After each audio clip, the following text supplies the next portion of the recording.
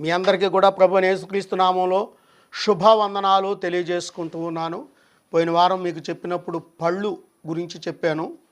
ఈ వారం మీకు నాలుక గురించి నేను మాట్లాడడానికి నేను సిద్ధపాటు కలిగి ఉన్నాను. ప్రియ దేవుని పిల్లలారా, దానికి ముందు వారం మనం చూస్తే మీకు కళ్ళు గురించి 2 వారాలు చెప్పాను, పళ్ళు గురించి 1 వారం చెప్పాను. ఇవాళ నాలుక గురించి మరి ఇది ఈ వారానికి అయిపోద్దా లేకపోతే 2 వారాలు 3 వారాలు పట్టుద్దా అది నాకైతే తెలియదు.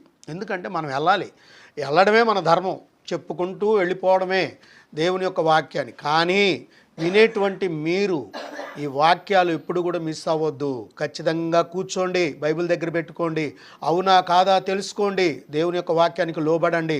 మీరందరూ కూడా పరలోక రాజ్యానికి ఎత్తబడే గుంపులో చేర్చబడాలని నా యొక్క ప్రాగడ వాంఛ. అందుకొరకే నేను ఈ వాక్యాలు చెప్తున్నాను. ప్రియ దేవుని పిల్లలారా,